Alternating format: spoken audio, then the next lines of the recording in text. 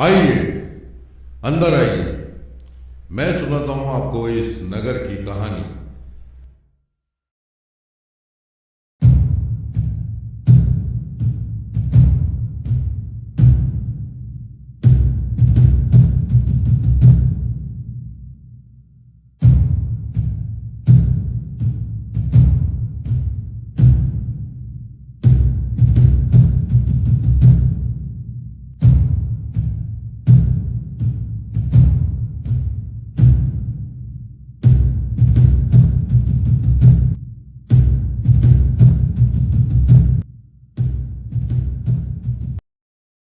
हिंदुस्तान की प्राचीन धरोहरों में से एक ऐसी जगह जिसके साथ जुड़े हैं कई रहस्यमय इतिहास।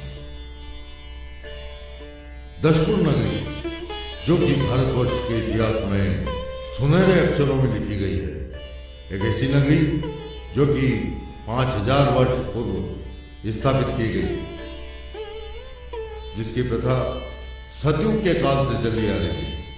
और आज 21वीं सदी में इस नगरी ने मंदसौर नाम से अपनी पहचान पूरे विश्व में स्थापित कर ली। लेकिन इस जगह का नाम मंदसौर कैसे पड़ा? अरे भाई, इसके बारे में बहुत से किस्से कहानियां सुने हैं। ऐसा कहा जाता है पौराणिक कथाओं में मंदसौर नाम के पीछे भी दो मान्यताएं हैं। मंदसौर का नाम दो गांव नामित मड और दसोर के विलय से हुआ है। दूसरी मान्यता के अनुसार मंदसौर नाम की उत्पत्ति लंका नरेश रावण की पत्नी मंडोदरी के नाम से हुई है।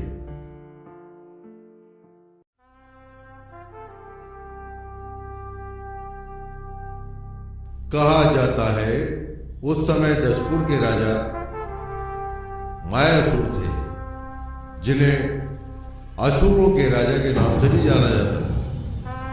उनकी पुत्री राजकुमारी मंडोदरी का विवाह लंका नरेश रावण के साथ हुआ था।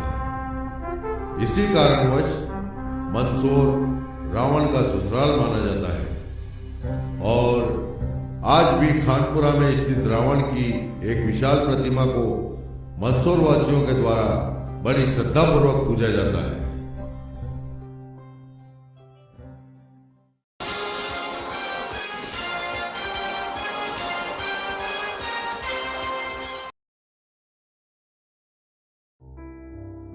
यह स्तंभ देख रहे हैं ना, अगर इनकी जुबान होती तो सौंदनी के यह स्तंभ हमें न जाने कैसे कैसे किस्से सुनाते।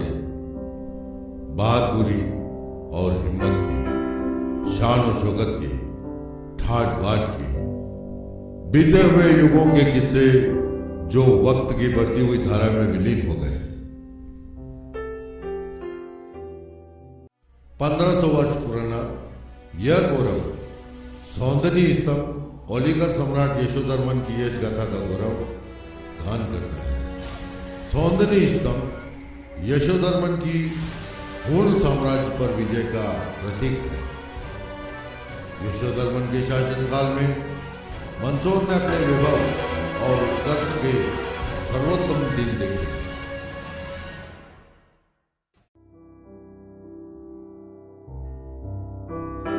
मंदसौर नगरी का इतिहास पौराणिक काल में यही समाप्त नहीं हुआ है।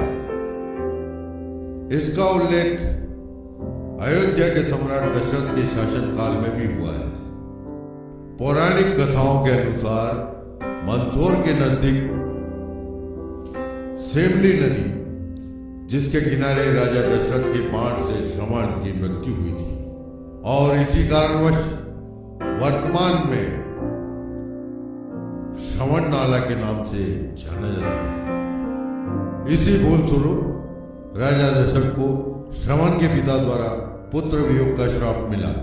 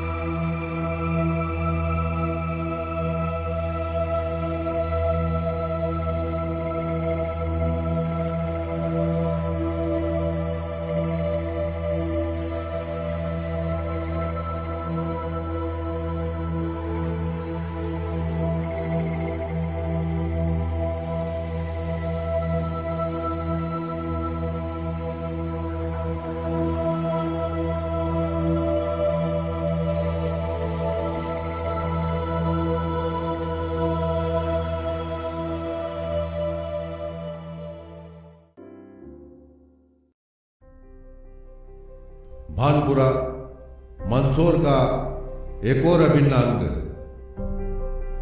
जिसके शैल चित्रों ने अपना परचम पूरे विश्व में लहरा दिया है। इस 12 किलोमीटर लंबी शैल चित्र की कड़ी ने अपनी एक अलग ही पहचान बना ली है, जो विश्व की सबसे बड़ी है। और ये छवि कुछ इस प्रकार बनाई गई है कि फ्रांस और वाशिंगटन में इन्हीं शैल चित्रों ने विश्व स्तर पर भारत का प्रतिनिधित्व किया।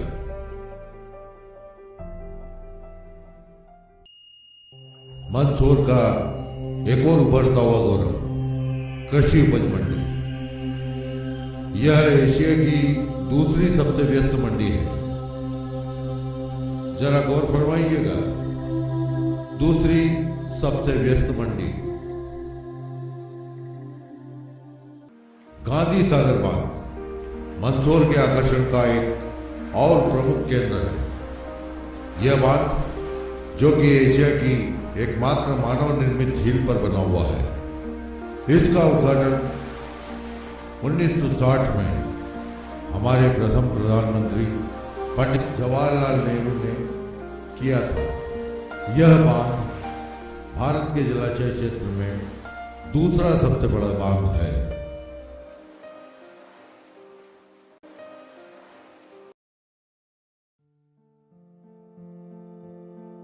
अरे, ये अद्भुत मूर्ति बनाई किसने है?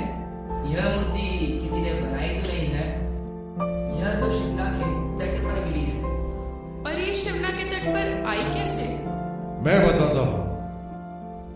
वर्षों पूर्व 1940 में उदाजी नामक धोबी के स्वप्न में यह मूर्ति पहली बार दिखी थी। कहा जाता है, उदाजी हर रोज जिस पत्थर पर तट के किनारे कपड़े धोता था, वह कोई और नहीं बल्कि शिव जी की अष्टमुखी प्रतिमा थी। 1961 में प्रत्यक्षानंद जी महाराज ने इस बेमिसाल प्रतिमा की स्थापना कर इसे पशुपतिनाथ महादेव का नाम दिया था।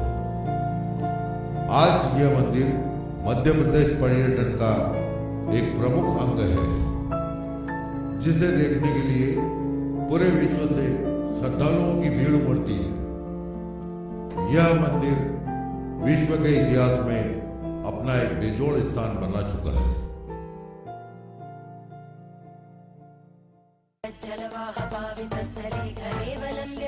इस विशाल काय प्रतिमा की चमक पूरे विश्व में प्रकाशित है। जल प्रवाह पावितस्थले घरेवलम्ब्य लम्बिताम्बुजङ्गमालिका ढमढमढमढमन्निनादमड्डमर्वयं चकार चण्डताण्डवं तनोतु न शिव शिवम्।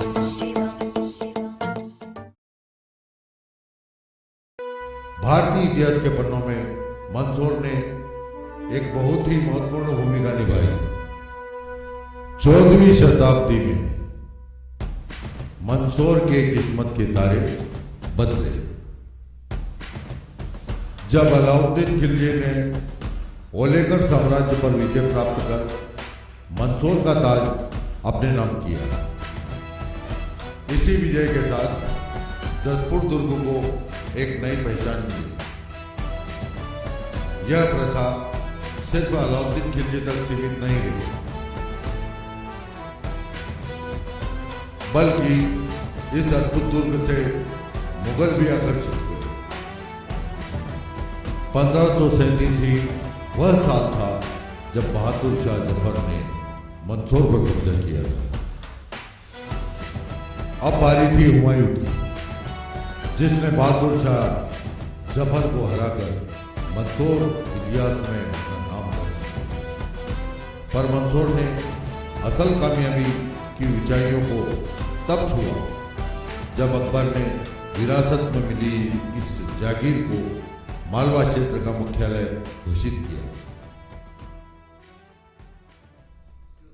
मंदसौर का गुणगान सिर्फ इतिहास के पन्नों में ही नहीं, बल्कि कवियों की कविताओं में भी है। और इसका सबसे अच्छा प्रमाण हमें मालवा में जन्मे महान कवि कालिदास की विश्व प्रसिद्ध रचना मेघदूत में देखने को मिलता है। शीत कंता विरह डोलना,